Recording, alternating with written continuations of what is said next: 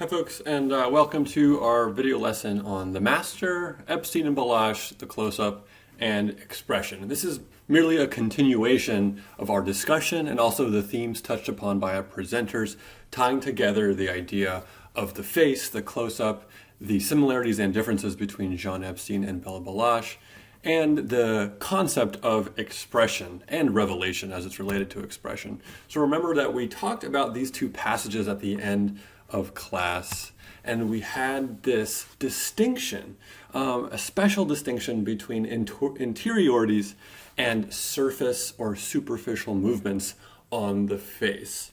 Now, I don't want to suggest that I can take these passages as emblematic of Epstein and Balazs as a whole, but I merely want to draw your attention to two radically different ways in which to describe the detailed movements of a face in close-up.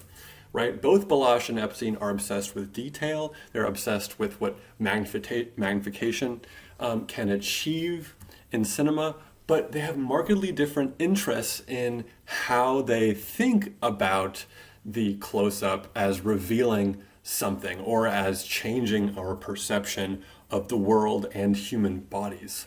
And in at least these two passages, we have a really huge difference between an attention to interiority, that is translating the detailed movements of a face into a sequence of interpreted emotions, and for Epstein, really an attempt to poetically describe, often with material metaphors, what he is seeing in a close-up.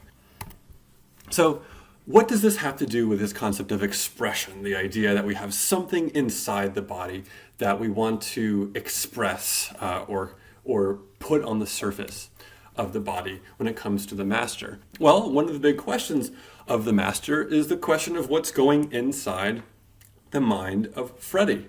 There's a number of ways in which the film details strategies for determining what's going on inside Freddie. As a number of you noted, Freddie's behavior cannot be pinpointed to any one set of circumstances, or at least there's a challenge in comfortably saying Freddie is this way because A, he has war trauma, B, he has a memory of a loved one that he can't get over, C, he has trauma related to his parents and upbringing, right? There are so many ways to read or diagnose his behavior and to understand what is going on in his mind at any given time.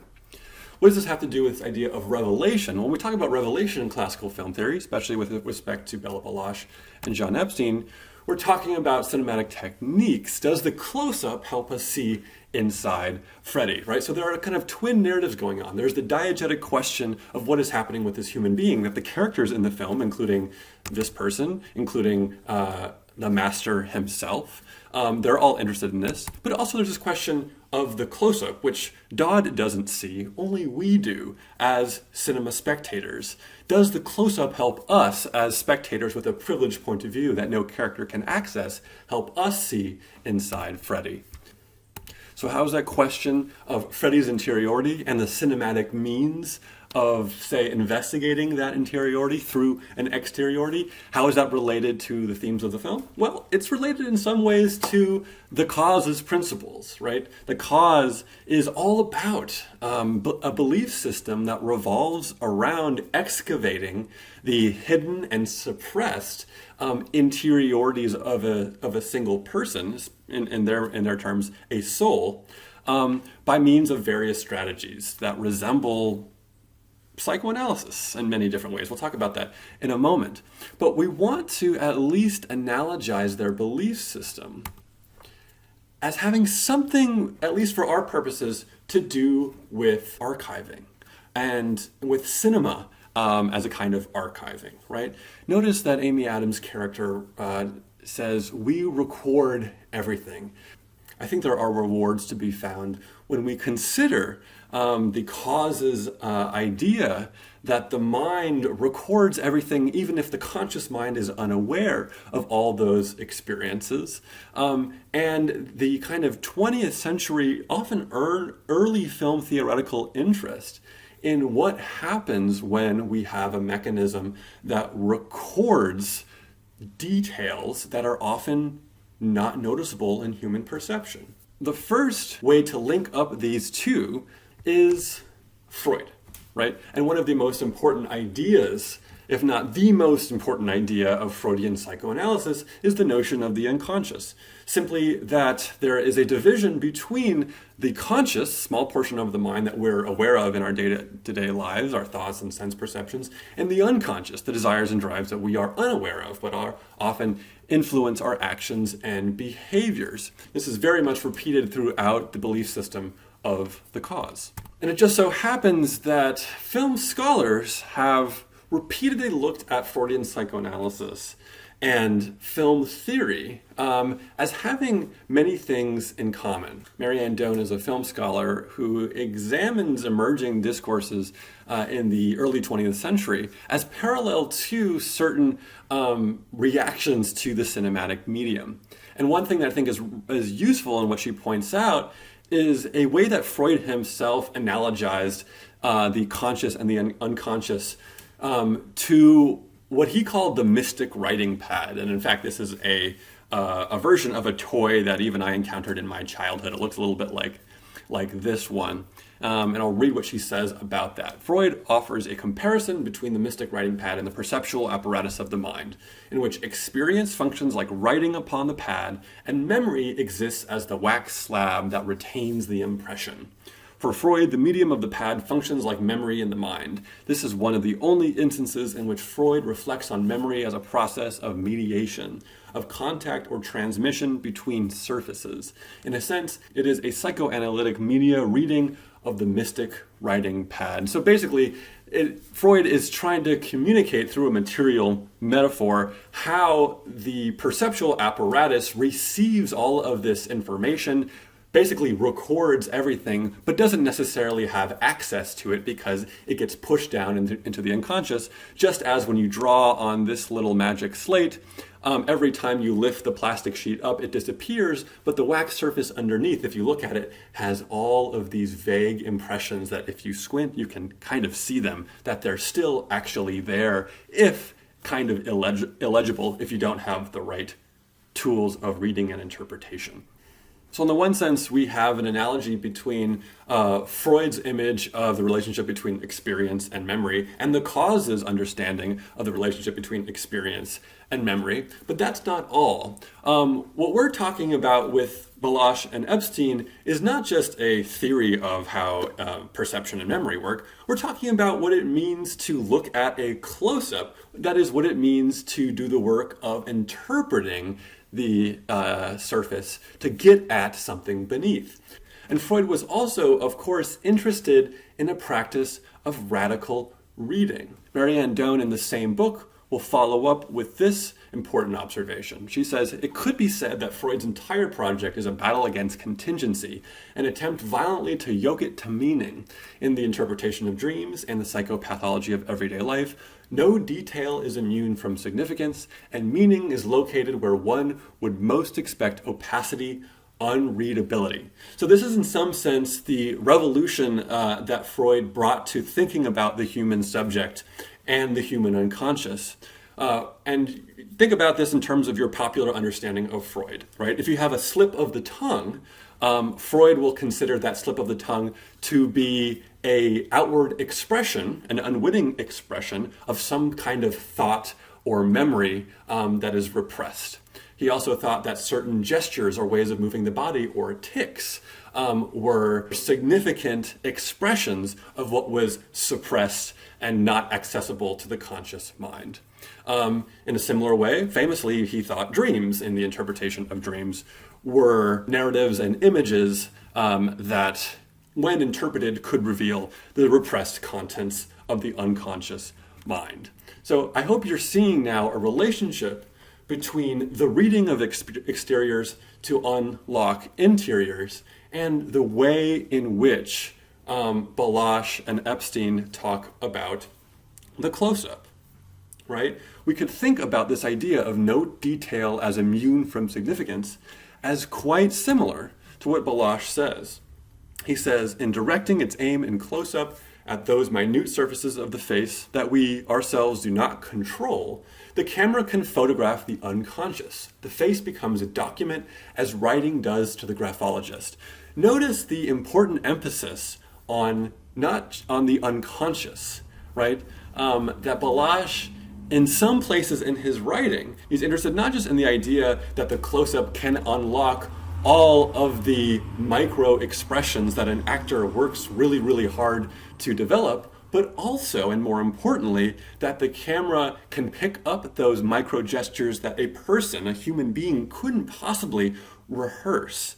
That there always will be things on the surface of your body that you can't control and perform. And I think this is a good insight if you've ever seen yourself on camera and cringed, right? I think there's a shared belief that when we see ourselves on camera, especially for the first time, we realize the degree to which we are not aware of the totality of the movements, gestures, facial expressions, even the sound of our voice when we see ourselves on camera.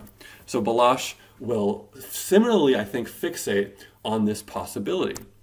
Right? And this will go back to his broader understanding of the close-up. In close-ups, every wrinkle becomes a crucial element of character, and every twitch of a muscle testifies to a pathos that signals greater inner events. So Balazs makes it pretty clear that he has a theory about interiors and exteriors that fixates on details and, in some sense, unconscious details. It should sound a lot like Freudian psychoanalysis, and in fact he does use the phrase, the camera can photograph the unconscious.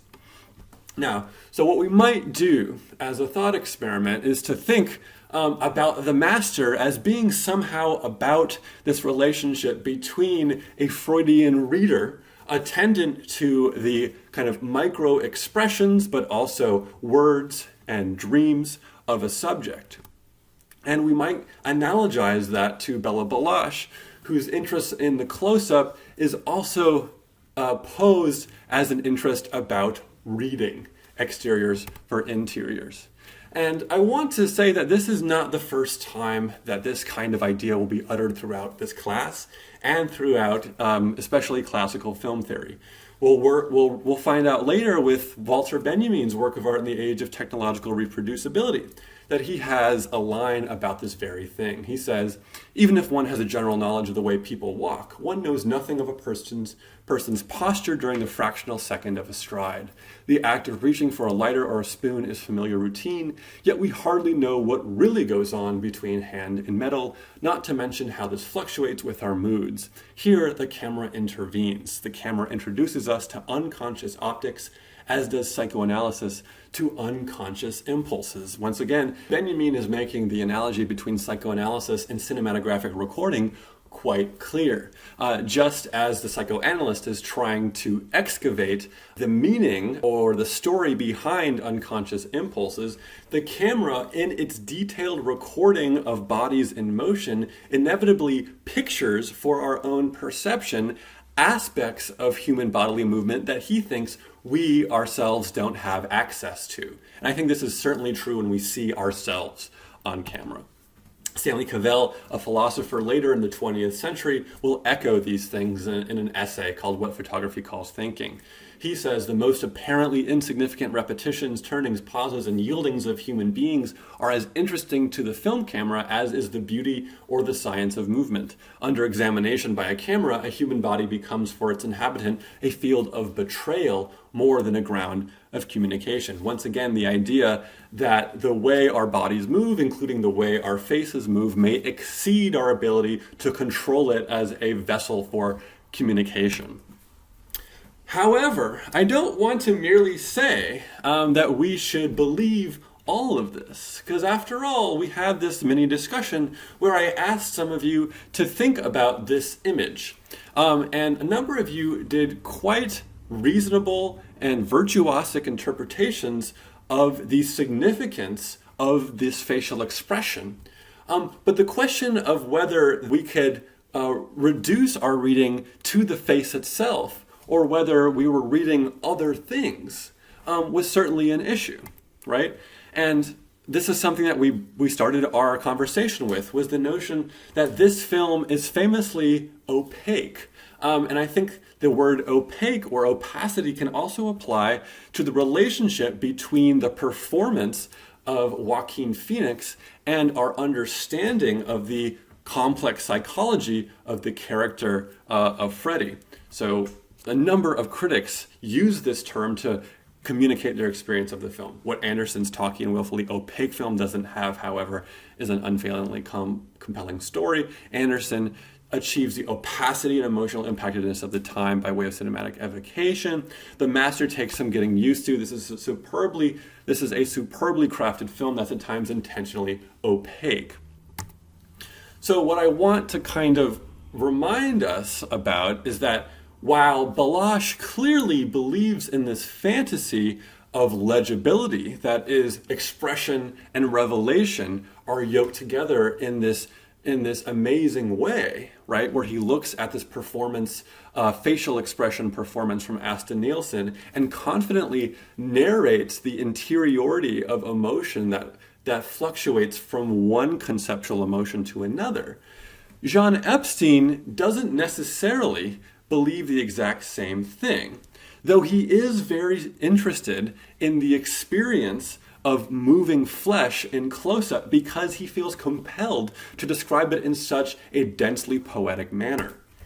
So the question that I want to leave you with, and it's a question that I don't quite have the answer to, but I think it's an open and interesting one for classical film theory, is what would a theorist like Jean Epstein make of the close-ups in The Master? And in general, this question of gleaning interiors from blown up exteriors in the form of a moving face. After all, Jean Epstein, like Balazs, has an interest in the unconscious aspect of movement captured on screen. He does say the gestures which work best on screen are nervous gestures. But is that because Jean Epstein, like Balazs, believes that the unconscious movements of the body, when placed under the scrutiny of a camera, can reveal the hidden interiors of a soul? Or does he have another interest in nervous gestures?